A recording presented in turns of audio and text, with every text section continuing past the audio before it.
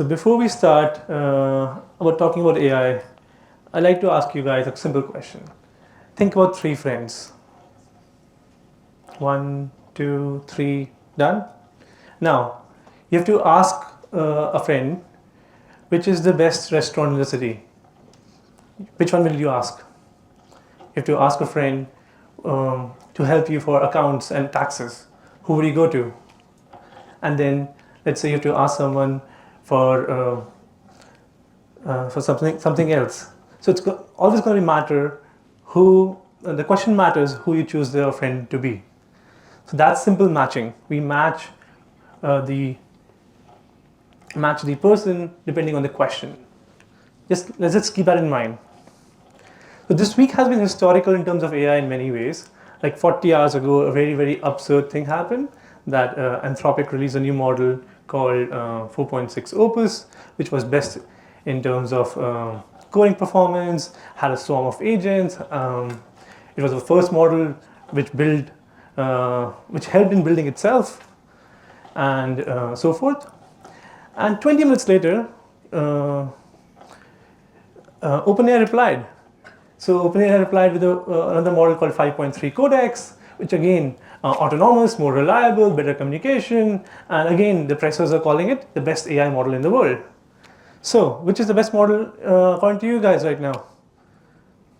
Is it the one released 20 minutes before, 20 minutes afterwards? So it all depends. It depends on what the task is over there. Let's go to the maths of it. So there's a lot of things which help us understand how something can be good or how something can be bad. So there's a very powerful theorem came up by David Walpert in 1987 called no free lunch. What does that mean? That whenever we have any algorithm, any optimization happening, there will be a trade-off. There will be a cost to improve something, and the cost might make sense in the sense of improving the performance, might reduce the performance in something else. So a simple example would be whenever you're hoping a model works very well in coding, whenever you're spending time in compute for training that, it might reduce its performance in creative writing. When you're making tunable parameters for legal advice, you might be reducing its strength in poetry. So it's obviously going to be a balancing act always.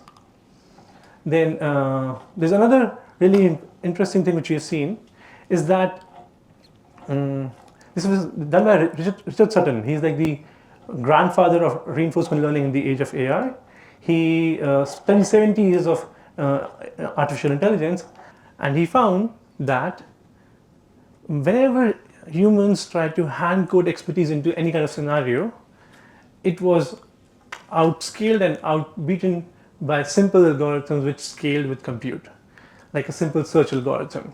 Simple algorithms which can use compute to find possible trajectories and figure out what's the best answer.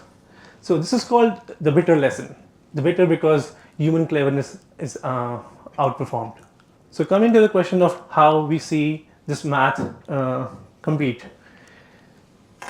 So within this week, we also saw really amazing models being released by Qwen, which is a small model, which is really fast, very powerful, Qwen 3 next quarter, then Kimi K 2.5. We saw other models by Anthropic and OpenAI.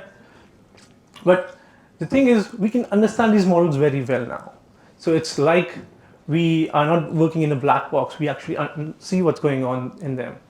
So a research by Anthropic themselves last year showed us that we can actually figure out, crack open the brains and try to figure out what each neuron is looking at. They found that there's a parameter which was looking at the Golden Gate in SF, California. And whenever they cranked that up like to 10x or 100x, everything it looked at was basically Golden Gate. So you asked about financial computing, it said Golden Gate. If you ask write a code for something else, it will say Golden Gate. If you ask about relationship advice, it will say Golden Gate. So we understood that, okay, there are clusters of specialization happening within the structure of these networks. There is understanding and geographical specialization happening within them.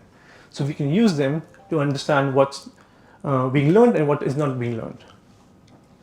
So this Yeah, this is an example of how the clusters look for interpretation of those models. Yeah, so this is somewhat like how we saw something similar in medical sciences. In medical science, before 1895, doctors had to either touch the body parts to see lumps on the lungs or on the body, or they had to cut open the body part. Then they got access to very, very powerful things called X-rays, which were able to help us see the insides of the body. And through this, doctors were able to direct the patients to the specialization required. So an issue in the lungs would probably be someone who specializes in the lung. A bone fracture would probably be somebody who specializes in that. So similarly, we are in the world of AI, we are able to look beyond the surface now. We are able to look deeper inside. So it's not a black box anymore. We've got its X-ray now. Yeah, we also see a paradigm shift happening again and again in technology. It's not just that there's a product, there's a moment, it happens over time. So in a similar way we saw in the 1998, there was in the age of information, age of internet, there was a lot of information. There was an overload of information, and somebody tried to do everything, which was Yahoo. And Google was the alternate of that. They were like, we'll not have everything, we will have an empty website. We will not be building all the websites, we'll just have a simple website which just helps find all the websites. So this is where we come from. Be the director, be the executor, be the router, be the orchestrator. There's a lot of intelligence happening in the world right now.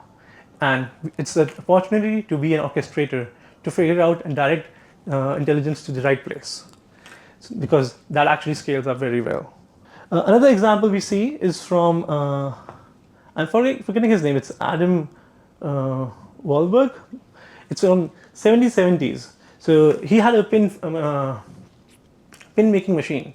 And what he saw, that one person was making 20 pins a day. However, they got specialization in the safety pin making, and they had 10 different people making each different parts. And doing that, they were able to go from not 10 pins a day to 100 pins a day, but 240 pins a day. So that was a 240x increment in production, which is where factories become very powerful. This is an assembly line which was further improved by Ford in their car manufacturing. And we see this again and again happening in the age of AI as well. Don't just use one model, don't use one scenario, you have to build a factory. You have to build a system, an orchestration layer, which actually helps you get your things done. It's not just chat, it's result oriented, it's outcome oriented. And the power of this is that once you have a very good factory, a very good system, you get lots of data in, and you can learn from the data using old school ML, in fact, not even the new generative AI. You keep following the flywheel effect, data-driven flywheel, and you make much, much better decisions. So if there's one thing I'd like to leave you with, is another analogy I'd like to leave you with. So in 1990s, HIV was a very, very dangerous thing happening in the world. It was a death certificate almost if somebody got it. And doctors tried everything. There were a lot of drugs which were meant to cure them or meant to treat it. However, the virus mutated faster than the drug could react.